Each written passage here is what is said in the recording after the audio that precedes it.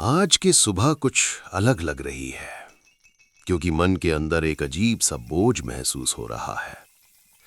कल रात सपने में वही गांव बार बार सामने आ रहा था जहां से मदद का संदेश आया है। इस काम को सिर्फ काम समझकर नहीं जा सकता क्योंकि वहां लोग डर के साथ जी रहे होंगे। मैंने कई बार ऐसे गांव देखे हैं जहां डर को सच मान लिया जाता है। इस बार मन कह रहा है कि यह मामला सिर्फ भूत का नहीं हो सकता। सुबह का समय था और गांव धीरे धीरे जाग रहा था। रमेश बाबा अपने घर के काम निपटा रहे थे और मन में यात्रा का विचार पक्का कर चुके थे। दूसरे गांव से आए संदेश ने उनको बिना रुके निकलने पर मजबूर कर दिया था। इस फैसले के पीछे कोई जज्बात नहीं, बल्कि जिम्मेदारी थी। उन्हें पता था कि रात होने से पहले निकलना जरूरी है। इस गांव से निकलते वक्त मैं सिर्फ अपना सामान नहीं ले जा रहा हूं, बल्कि अपना भरोसा भी ले जा रहा हूं। हर जगह भूत का मतलब एक जैसा नहीं होता।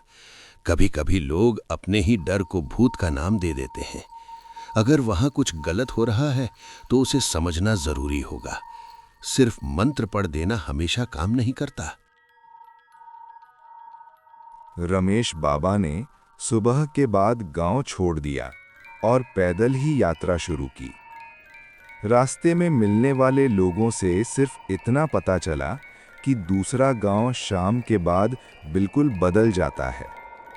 कोई खुलकर बात नहीं करता था और सवाल सुनते ही लोग चुप हो जाते थे। ये बात बाबा के मन में और गहरी बैठ गई। शाम के पहले दूसरे गांव पहुंचना उनका मकसद था। जितना ज्यादा लोग चुप होते हैं उतना ही सच छुपा होता है। अगर भूत होता तो बात एक जैसी होती, लेकिन यहां कहानी हर आदमी के मुंह से अलग है। मुझे बिना किसी जल्दबाजी के सब देखना होगा। रात का समय असल सच दिखा देता है। इस गांव में पहली रात सबसे ज्यादा जरूरी होगी। सूरज ढलने लगा था और दूसरे गांव की सीमा पास आ रही थी। गांव के बाहर ही अजीब सी शांति थी, जो दिन के समय में भी ठीक नहीं लग रही थी। कोई बच्चा खेलता हुआ नहीं दिखा और कोई आदमी खुला घूमता हुआ नहीं मिला। रमेश बाबा ने गांव में कदम रख दिया था। यहीं से रात की कहानी शुरू होने वाली थी। गांव में घुसते ही ये बात समझ आ गई कि रात यहां सिर्फ अंधेरा नहीं लाती, बल्कि लोगों को बंद कर देती है। कोई घर का दरवाजा पूरी तरह बंद था और कोई आधा खुला छोड़कर भी अंदर से बोल नहीं रहा था। इस तरह का व्यवहार सिर्फ डर से पैदा नहीं होता, बल्कि किसी पक्के अनुभव से आता है। मैं यहाँ भूत भगाने आया हूँ, लेकिन सबसे पहले सच समझना जरूरी है। अगर सच गलत निकला तो किया गया काम भी बेकार होगा। रात पूरी तरह उतर चुकी थी और गांव में सिर्फ कुत्ते के भौंकने की आवाज सुनाई दे रही थी। रमेश बाबा को गांव के बीच वाले चबूतरे पर रुकने के लिए कहा गया था। गांव का कोई भी आदमी रात में अपने घर से बाहर आने को तैयार नहीं था। ये सब बातें साफ बताती थीं कि डर यहाँ रोज का मेहमान है। इसी चबूतरे पर बैठकर बाबा ने लोगों से बात शुरू करने का फैसला लिया। बाबा, यहाँ जो कुछ हो रहा है वो सिर्फ कहानी नहीं है। रात के समय घर के अंदर से आवाजें आती हैं जो किसी जिंदा आदमी की नहीं लगती। कुछ लोगों ने अपनी आंखों से देखा है कि दरवाजे अपने आप खुलते बंद होते हैं। इस गांव में किसी ने झूठ बोलकर फायदा नहीं उठाया। अगर आप यहाँ रुके तो सब कुछ अपने आप समझ आ जाएगा। शंकर की बातों में घबराहट थी, लेकिन उसके शब्द सोच समझकर निकले हुए लग रहे थे। उसने जो बताया वो बिना किसी सजावट के था। ये बात रमेश बाबा को और भी गहरी सोच में डाल रही थी। अगर सब कुछ सच है तो इसके पीछे कोई वजह जरूर होगी। रात अब धीरे धीरे अपना असली रूप दिखा रही थी।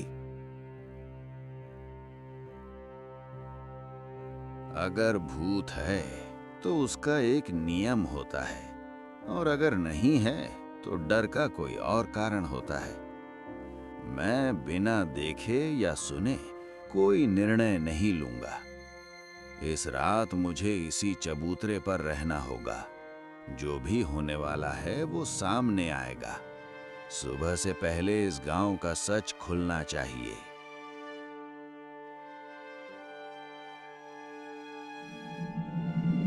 रात और गहरी होती जा रही थी और हवा में ठंडक बढ़ रही थी। अचानक दूर से किसी के चलने की आवाज सुनाई दी। कोई दिखता नहीं था, लेकिन कदमों की गिनती साफ महसूस हो रही थी।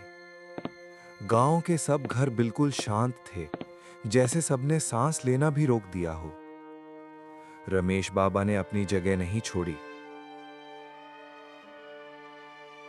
ये आवाज हवा की नहीं हो सकती, क्योंकि कदमों का बोझ महसूस हो रहा है।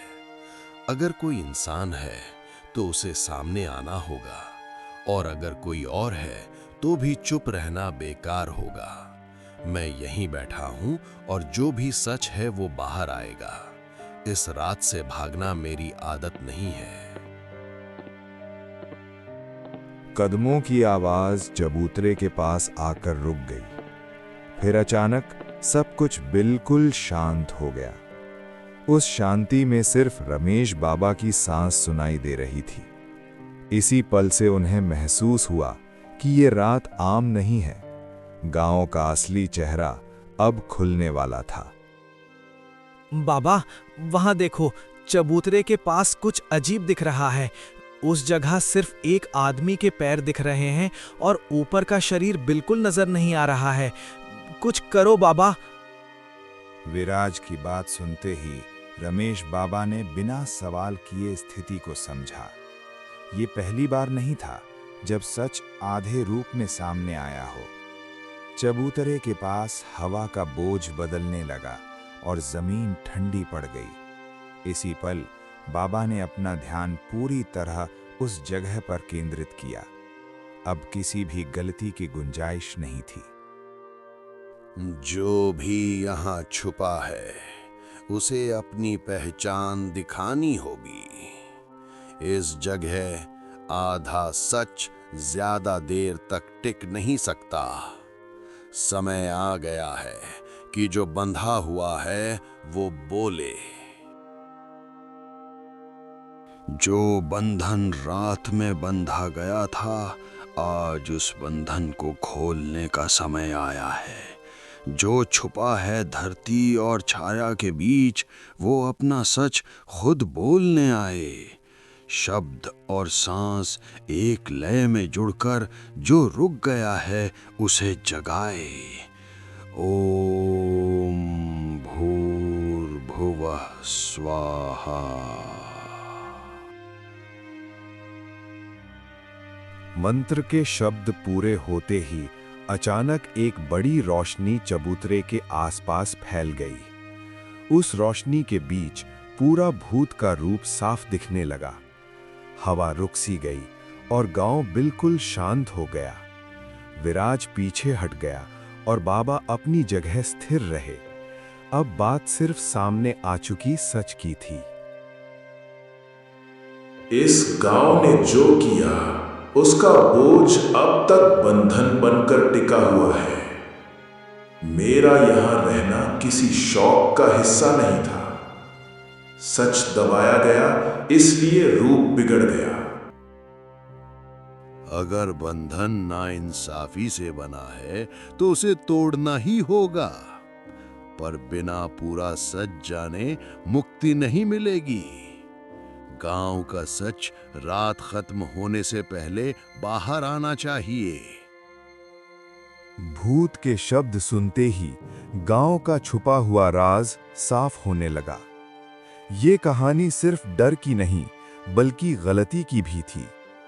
रात अब धीरे धीरे अपना बोझ छोड़ रही थी।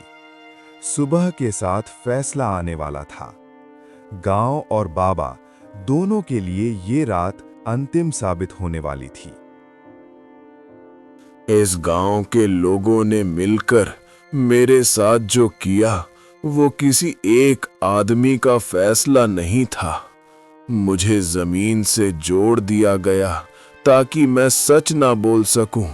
मेरा शरीर पूरा नहीं दिखता क्योंकि मेरी मौत पूरी नहीं होने दी गई। विराज ने जो पैर देखे वो मेरी वही पहचान है जो अभी तक बंधी हुई है। मुझे भगाना नहीं बल्कि बंधन से मुक्त करना ही सही रास्ता है। भूत की बातों से ये बात बिल्कुल स्पष्ट हो गई कि कहानी डर से ज्यादा गलती की थी। गांव के लोगों ने अपनी गलती छुपाने के लिए इसे भूत का नाम दिया था। रमेश बाबा ने बिना किसी गुस्से के पूरी बात समझी। ये फैसला करना जरूरी था कि सच का क्या होगा। रात का आखिरी पहर शुरू हो चुका था।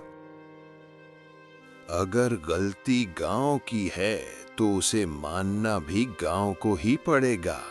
सच को दबाकर कोई मुक्ति नहीं मिल सकती। मैं मंत्र से बंधन तोड़ सकता हूं, लेकिन सच बोलना लोगों का काम है। सुबह होने से पहले गांव को फैसला लेना होगा। ये अंतिम रात है, इस बात को समझना जरूरी है। गांव के कुछ लोग हिम्मत करके चबूतरे के पास आए। उनके चेहरों पर डर नहीं बल्कि बोझ था। सच को छुपाए रखना अब मुमकिन नहीं था। रात के सन्नाटे में उनकी आवाज पहली बार साफ सुनाई दी। गांव का सच बाहर आ चुका था। बाबा, ये सब गलती हमारी है बाबा। कुछ साल पहले हमने ही इसे मारा था क्योंकि ये हमारे बच्चों को उसके आंगन में खेलने नहीं दे रहा था। बाबा, हमसे गलती हो गई, हमें बचा लो बाबा, हम इसे माफ़ी मांगते हैं। सच बोलते ही हवा का बोझ धीरे धीरे हल्का होने लगा। जमीन की ठंडक नॉर्मल होने लगी। रात का डर अपनी जगह छोड़ रहा था। रमेश बाबा ने मंत्र पढ़ना शुरू किया। इस बार मंत्र भगाने के लिए नहीं बल्कि छोड़ने के लिए था। बंधन टूट रहा है, ये महसूस हो रहा है। अब यहां रुकने की वजह नहीं बची। सच सामने आ गया, इसलिए बोझ भी हल्का हो गया। इस गांव को याद रखना चाहिए कि गलती का बोझ देर तक टिकता है। अब मैं जा सकता हूं। तुम सभी गांव वालों को एक चीज अब में दिमाग में बैठा कर लेनी चाहिए। किसी के बारे में बुरा सोचना, किसी को नीचे दिखाना या किसी से हाथापाई करना, ये एक बड़ा अपराध होता है। बल्कि ये चीजें किसी ने देखी नहीं होती, लेकिन जिस पर गुजरती है वो अपना बदला जरूर लेने आता है। तुम इस बार बच गए, लेकिन अगली बार मैं बचाने नहीं आ सकता। रोशनी धीरे धीरे कम हुई और चबूतरा फिर से खाली हो गया। सुबह होने से पहले गांव का डर खत्म हो चुका था। गांव के लोग पहली बार शांत खड़े थे। इस कहानी का अंत भूत के जाने से नहीं बल्कि सच के मान लिए जाने से हुआ। काम पूरा हो गया, अभी मुझे जाना चाहिए। काफी देर हो चुकी है। बाबा, रात अब काफी गहरी हो चुकी है और गांव पूरी तरह शांत लग रहा है। आप इस समय यहां से निकलना चाहते हो, ये थोड़ा अजीब लग रहा है। जंगल का रास्ता रात में सही नहीं माना जाता। गांव का काम पूरा हो चुका था और अब रुकने की वजह नहीं बची थी। रमेश बाबा ने जंगल के रास्ते को ही चुना क्योंकि वही उनके घर का सीधा रास्ता था। रात का अंधेरा और पेड़ों की घनता इस रास्ते को और भारी बना रही थी। विराज चुप हो गया क्योंकि जवाब उसके सामने ही था। काम पूरा हो जाए तो देर करना ठीक नहीं होता।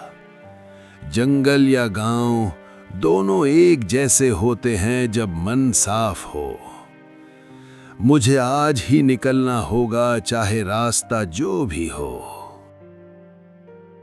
रमेश बाबा जंगल के रास्ते पर चल पड़े और कुछ दूर जाते ही गांव पीछे छूट गया।